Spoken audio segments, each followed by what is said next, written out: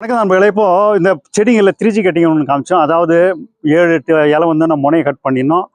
ஏன்னா அந்த ஸ்ட்ரெயிட்டாக வர இதில் இப்போ எப்பவுமே பூ எடுத்து வரதால மேல் ஃப்ளவர் வரும், அதாவது ஆண் பூ வரும். இதில் 2வது கலைச்சே 3வது கலை வர்றது தான் உங்களுக்கு வந்துட்டு பெண் பூ வரும். பெண் பூ வந்துட்டு நல்லா காய்களை காக்கும். இப்போது இந்த மாதிரி கொடி வகை பயிர்களை என்ன பண்ணணும்னா, இந்த வந்து செடிங்கள்லாம் இங்கேயே வந்து இந்த இலைங்கள்லாம் இருக்கு பாருங்க, இந்த இலைங்கெல்லாம் கிள்ளி எடுத்துடணும். இப்போ நீங்கள் ஒரு சில சேனல்லாம் பார்த்தீங்கன்னா காமிப்பாங்க,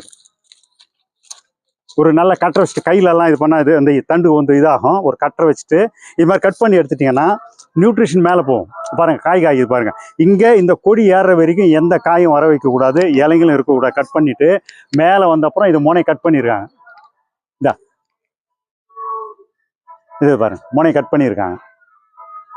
முனை கட் பண்ணும்போது என்ன ஆகும்னா சைடில் வர பிரான்ச்சஸ் இந்த மாதிரி காய்ங்கள்லாம் காக்கும். இதுதான் வந்து தோட்டத்தில் அதிகமாக இந்த பீரகா இது மாதிரி எடுத்துட்டிங்கன்னா நியூட்ரிஷன் இந்த இலைங்கள்லாம் சும்மா சாப்பிட்டு இதே இது பண்ணியிருக்கோம். இதெல்லாம் கட் பண்ணுவாங்க. இந்த மாதிரி சைட் பிரான்ச்சஸ் எல்லாம் வராமல் வெறும் தண்டு மேலே பார்த்தீங்கன்னா மேலே வர இலைங்கள்லாம் உங்களுக்கு ஒளிச்சேர்க்க நடக்கும். இந்த மாதிரி காய்கள்லாம் அதிகமாக காய்க்க ஆரம்பிக்கும். இந்த மாதிரி முனையை கிள்ளி விட்டுரும். இந்த மெயின் ஸ்டெம்மோட மேலே ஏறினப்புறம் முனையை கட் பண்ணணும். கீழே 7வது இலை கட் பண்ணணும். தடையில் பாடுதான்னு வச்சுக்கோங்களேன், அந்த இலையை வந்துட்டு 7-8 வளர்ந்தப்புறம் இது பண்ணலாம்.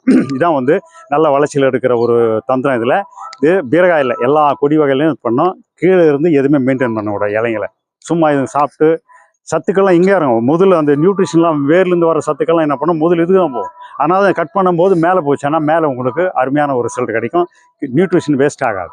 இதான் நண்பர்களே நல்லா அதிகமாக காய்கறிகள் எடுக்கிற தந்திரம் 3G கட்டிங் பண்ணுவாங்க. இதை மெயின் ஸ்டெம் இதுவை முனையில் கட் பண்ணி நம்ம மேலே ஏறின அப்புறம் சைடில் எந்த பிரான்ச்சஸ் வரக்கூட காய் வர மேலே வந்த அப்புறம் தான் காய் வரும். காய் வந்து அதிகமாக காய் காய்க்கும். நன்றி.